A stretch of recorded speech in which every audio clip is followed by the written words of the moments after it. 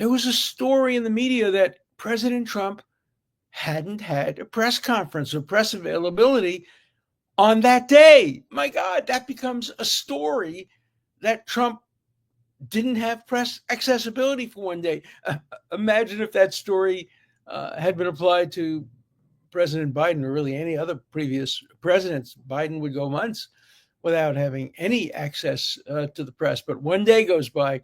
Now, I don't know whether or not Trump spoke today. I haven't been busy. I've been really busy. But to have one day go by or even 2 days go by, President Trump's just been doing everything. You can like it, you can hate it, but you have to admit that every day he does something. He just pushes the envelope. He pushes it on tariffs. Obviously, we're in a tariff war with Canada. I don't understand why. They're our friends and our neighbors. Trump's probably going to end up getting the Liberal Party candidate elected, who had no chance of being elected 2 or 3 months ago. But now, the Liberal Party candidate, this guy Carney, is saying, hey, I'm the anti-Trump candidate, and my opponent, the conservative, he is a Trump guy. So, of course, Canadians are going to vote against Trump, and so they're going to vote against Trump's candidate.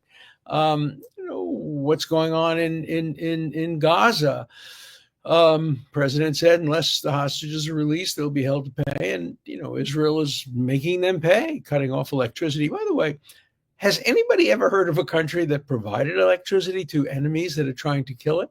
This is the most remarkable state of war.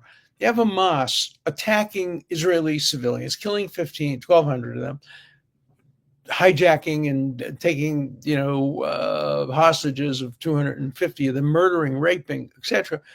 And the complaint is, but Israel's cutting back on electricity and cutting back on food. First of all, Gaza has been crying wolf for years. If you believed everything the Gaza health authorities have said, everybody in Gaza would have been dead 6 months ago from starvation. We don't know of a single case of starvation.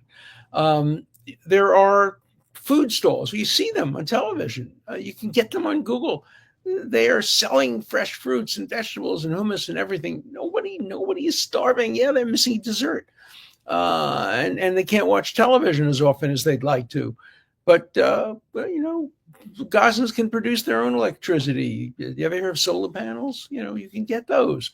There are plenty of them in Gaza. So, is Israel being smart by cutting off some food and some electricity? I leave that to others. Are they acting lawfully? Well, no other country in the world has ever provided this kind of